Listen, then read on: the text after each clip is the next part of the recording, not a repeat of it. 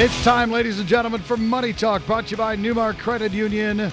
Numark Credit Union wants you to go further, faster when you choose Numark for your next pre-driven auto loan. Whether you're looking for a pre-driven ride to appease your budget or to provide your child with their first car, enjoy the same low auto rates. They refinance current auto loans as well. For more information, give Numark a call at 815-729-3211 or visit their website at newmarkcu.org. That's NUMARKCU.org. So this is Money Talk. This is what we do. We hang out with the guys and gals, today just the guy, from Numark Credit Union, and we talk about different things, different advantages of becoming a member of Numark Credit Union and some of the things behind the curtain, if you will. And then at the end of the program, we are going to ask you to call up and answer a question that we ask.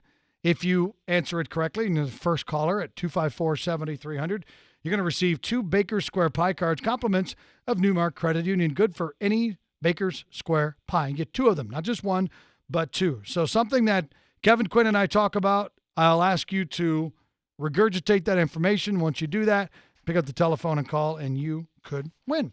That's how it goes down. That's how it happens. Kevin Quinn is here. He is the Chief Information Officer, the CIO. Did you ever think you'd be a CIO one day? No. And when I got the job, I just made everybody call me Chief for a week, just to get used to the role. Exactly. So yeah, no, it's but it's fun. I mean, it's basically it's crazy because it's security threats and everything are always evolving, always changing. I've got listservs, news feeds, everything to follow, keeping abreast of what's going on. So it's a wild world out there in the information security world. It is, and the intent of this is to let you folks know just how safe your information is, safe your money is with Numark Credit Union. So we're going to ask a bunch of questions of Kevin. We're going to have a conversation, and I think a lot of you are going to learn about what's happening right now in the world of the internet and of IT, internet technology. It's all rapidly changing. What we talk about today, we might not be talking about a year from now. Oh, yeah, absolutely. Maybe even 6 months from now. Absolutely. So when you say you're the Chief Information Officer, tell us a little bit about your role. What is a normal day like, if there is such thing? Yeah, I mean, we're about 100 employees, so Chief Information Officer at a Numark Credit Union is a little bit different than, Chief Information Officer at a BMO Harris. So I get my hands in a little bit of everything. My main job is to keep Numark Credit Union out of the news for any bad reasons. And if we do, if God forbid that day ever comes, we're in the news for any bad reason to, respond accordingly, take care of business, clean things up, make things, okay for the credit union again. But that goes along with projects. We're looking to bring the latest and greatest to everybody. As far as digital banking offerings, because that is what everybody's doing. We're trying to make things easier for our members and then balance security on the back end. So I'm the, the one in the back as everybody's getting excited about everything that kind of pulls back and goes, well, hold on. How are we going to secure this? Because that's the piece to the other piece to the ease of use is, securing that ease of use. So my day can be all over the place, whether it's putting out fires from, some little issue that's happening or, really getting deep and involved on, exciting new projects that we've got going on. And we've always got something going on. Yeah, something new to bring everyone. Kevin, when you were born, probably even through your formative years, maybe even a little bit later than that, there was really no such thing as your job. There weren't CIOs, there weren't data security people, there weren't any of these things. And here you are. It's one of them. Yeah, and so it didn't exist back then, but even under my tenure, which is 9 years, it doesn't seem like a long time, but in like this world, in the IT world, it's a long time. The position has even changed. Yes. There was a lot of time where the position was going more towards straight managerial talent, thinking that, if you can manage people, you could learn the role. But now that what they found down the line with certain issues where they have music teachers as CIOs, and I'm sure if you look into it, you can find exactly where that was at, or a music major. But they found that you kind of need a technical know-how. So it's kind of coming full circle where a CIO position, you're looking for somebody that at one time was a jack of all trades or was focused in specifically to IT. That's their background, and the managerial part is kind of built up along the way. Right. Well, it's interesting. It's what you do and understanding technology the way you do and people like you. It's kind of a gift. It's kind of like somebody who goes into, I don't know, you bring up a music teacher. Let's talk about music teacher teaching music first and foremost. You usually have to have a little bit of a gift. You have to have a good ear. You usually have to have a good voice. I mean, those are some things that you're born with. And I think people that can, anybody can learn about computers and learn about coding. And that doesn't mean they're any good at it. Yeah. You have to be born with that kind of mind. Yeah, it definitely, I don't know if it's something innate, but it's something where I find myself, I still geek out over it. And, I've been doing it since I was, 13 years old, really like building computers and everything. So for the better part of almost 20 years, I've been doing it, and I still geek out over it. Like if I'm sitting around, sometimes I'm looking at, like, you're talking off of work hours. I'm looking at, the new Cisco 9300 product line and how they're, offering Docker containers and everything on there. Like I still geek out over it. And I think the biggest thing in this field is you can't ever stop learning. You can't ever kind of get, comfortable in your position. You kind of have to have that geekiness, or else you kind of get comfortable. And when you get comfortable is when, you really start falling behind. Yeah, exactly. You really find yourself way behind. All right. Well, let's get into some large data breaches lately. What can you tell us about what's going on? Yeah, it seems every time you turn the corner, there's something gigantic going on. And it's still, you look at, everything going on. Money is still the key motivator in all these breaches. The Capital One was kind of interesting because if you looked into the woman that kind of did the breach or accomplished the breach, I guess you could say, it was kind of more for notoriety almost. Like it's very strange if you follow her, like how she did it and everything. She's very intelligent. But just kind of put information out there and was talking about it on Twitter, selling it, or not even selling it, but like talking or posted it on a public repository. So that one was a bizarre one, but, nonetheless, hundreds of millions of, customers' information was taken in that, regardless of, the circumstances of it. But money is still the key motivator. There's this Verizon data breach data breach investigation report. And that still ticks around 70 to 75% of data breaches are financially driven. And, it really comes down to kind of what I said earlier is, software vendors are looking to make things as easy as possible. If you're going to put something out there, you've got your Rocket Mortgage and everything. If you're going to put something out there and it's overtly complex, then people aren't going to use it. It's not going to be successful. So you have to find a way to balance security with that ease of use. And that could be very tricky. You look at the Capital One, and that was a misconfiguration on a cloud application. It was an AWS application, and they had a firewall that allowed too much privilege to a user. And what she did was not something that the average end user could do. She actually was a former Amazon employee. But knowing what she knew how to get in and exploit those, those misconfigurations and get to their data containers. So it's pretty wild. Oh, yeah. So that's how she got in. Yeah. So they had, I forgot what it was, but they had basically all this information sitting behind a firewall that just was not properly configured. And it's not egregious, except the fact that it is it's one misconfiguration. They had the web application firewall set up. I'm sure they had all their rules in it, but one little thing, and she was able to exploit it and get to all that information. So it's crazy. Yeah, it's pretty wild.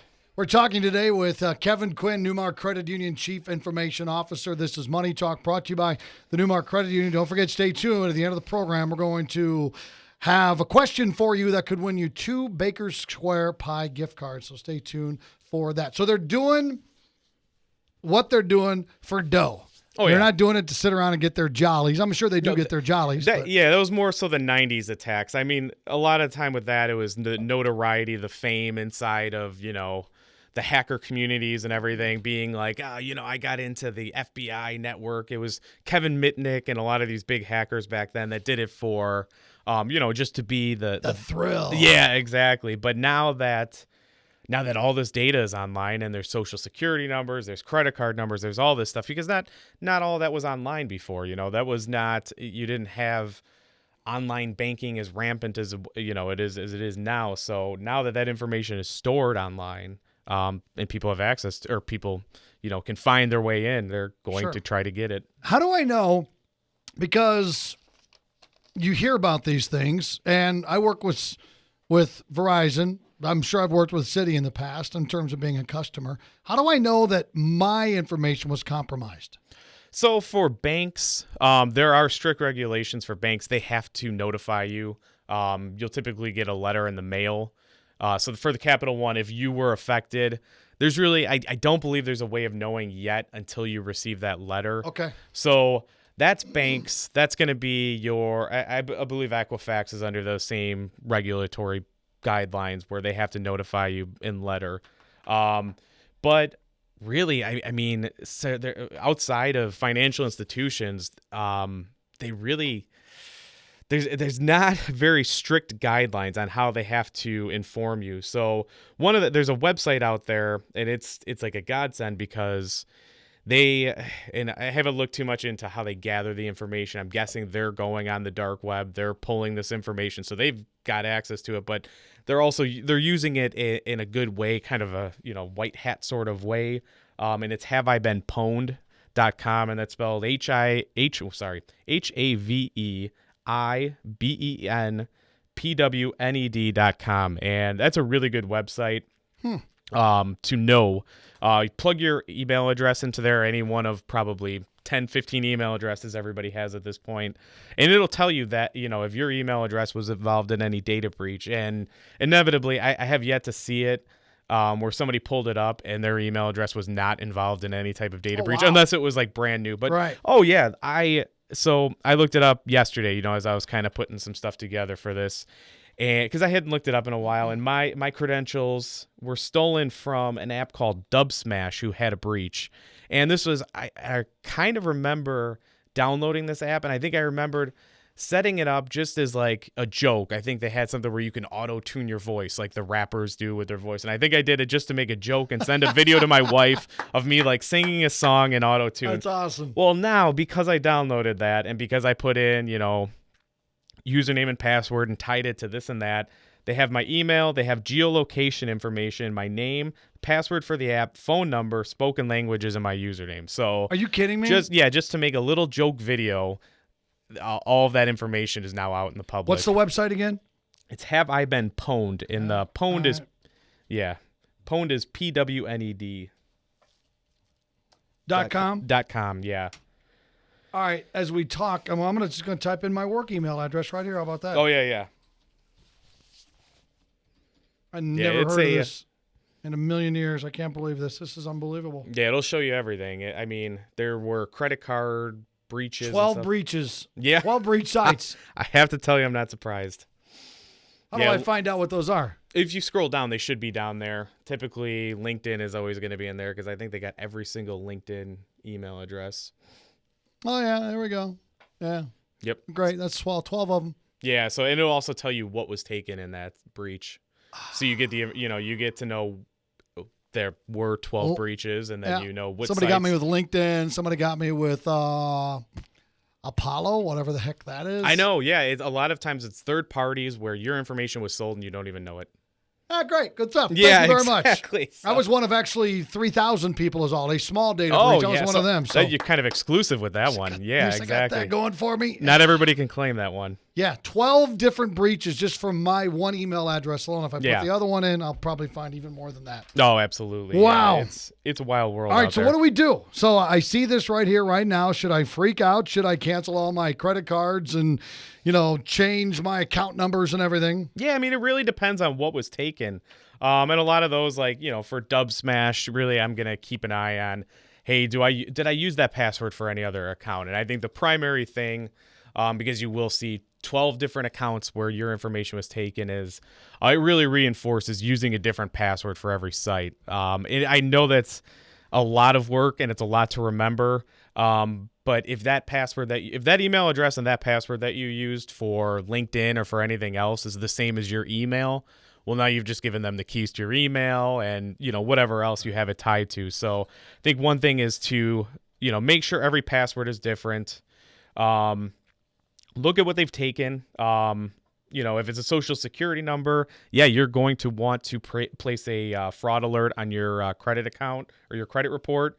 You're going to want to freeze it. You're going to want to monitor it as much as possible. They're going to typically give you some type of free credit monitoring tool if your social security number was taken. So utilize it. I mean, I know some people had issues with the fact that Equifax was trying to pass on their own service, but it can be a help just to get an alert because, you're not going to be able to monitor your credit report 15 times a day. So if you see that there was a hard inquiry or if there was a hard inquiry on your account, a lot of these free credit monitor, or not free, but they're given to you as free, we'll be able to alert you. If it's a credit card or debit card, call it in, get it replaced.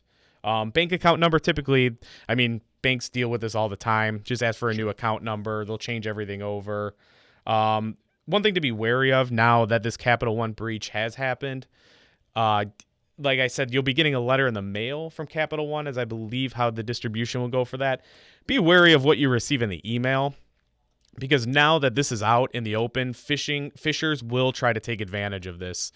They will send you emails. I guarantee everybody that listens to this will get at least one email purporting to be from Capital One saying, oh, click here and we'll give you the information about what's been breached, and it's going to take you to a malware website. So be very wary of what you receive in your email post any type of breach. But yeah, just you got to keep an eye on your credit report after that, and you keep track of the time you spent and the money you spent on this. Equifax says they're going to pay out $125 per person. Whether that actually happens, we'll see. But if they do, then it's worth it to keep track of it. Yeah, exactly. Why not? What about my digital device, my cell phone? That's a big thing. It's always on, and the internet's always up and running. I have unlimited data. How should I protect it? How can I protect it? Yeah, I mean, safe browsing is number one on there. A lot of attacks are going for mobile devices just because you look at the statistics and it's over 50% of, your searches, transactions, and everything are occurring on mobile devices versus laptop or desktop devices. I believe every decent mobile operating system, whether it's iOS, Android, or whatever else, will allow you to encrypt the hard drive on your phone. You definitely want to turn that on with I'd say at least 6-digit passcode. So that way, if your device is stolen, you've got a 6-digit passcode protecting it. And if somebody doesn't have that passcode, the data is not available offline. It's all encrypted with a 256-bit key string that they'll never be able to guess that. So encryption with a strong passcode helps. I'd say you really want to steer clear. If you're going to have your passwords on your phone, you're going to want to use an app for that that's protected with multi-factor authentication. Don't just put them in your notes. If you have all your important passwords in your notes, while the passcode helps and the encrypted hard drive helps. If you've got all that wealth of information just in your notes file, that's no good. But I'd say the biggest thing is everything on your phone that's of any significance you want to have protected with multi-factor authentication if you can. And that's when, they either text you that code or they'll call you. A lot of times now they're also using the application. So they have like the digital key. Use that if you can, because, if your email address has been compromised too, if you're using that app, that authenticator app, then they can't, steal that information via email. All right. And this is kind of off topic just a little bit, but since you mentioned authentication and things like that, when I go into a store, gas pump, and if it says debit or credit, I always want to hit credit? Yes, you always hit credit. It's just to protect you. That's you don't have to put your PIN in if you're doing a credit transaction. Usually they just authenticate you with a zip code. So a lot of times, if they're able to take PINs too, then you've got a lot of issues. If you select a debit, put your PIN in, because sometimes they do have cameras to go along with any skimmers or anything at the pump. So that's a big loss if if you're going to transact that way. All right, my friend. Well, we are out of time. We could talk for another hour about it's a this shame. stuff. I appreciate it. If anybody has any questions, you'd like to find out more about internet safety, I know I got a couple of text messages. It's I've been pawned, Have I been? Have I been, PWNED, haveibeenpawned.com without the A. Put that in there and you can find out my personal email, Zero Hacks. Very cool. Just my Good. work Yeah, one. keeping it good. Very good, very good, very good. Hey, folks, this reminder, go further and faster when you choose Numark for your next pre-driven auto loan. Whether you're looking for a pre-driven vehicle to appease your budget or to provide your kid with their first car, enjoy the same low auto rates. They refinance current auto loans, too. For more information, give Numark a call at 815-729-3211 or visit their website at newmarkcu.org. Kevin Quinn, Numark Credit Union Chief Information Officer. Thank you, my friend, for coming in today. Thanks for having me on. All right, and here's the question, folks. If you know the answer to this question, be caller number 1 on the Turk Furniture studio line. Kevin mentioned it just a minute ago. What percentage of searches that you go online for come from your phone? What percentage? So you got your laptop, you got your desktop, you got your home computer, and a cell phone. How many searches out of 10, or what percentage of searches come from your cell phone? He mentioned it about 5 minutes ago. 815-254-7300. First correct caller is the winner.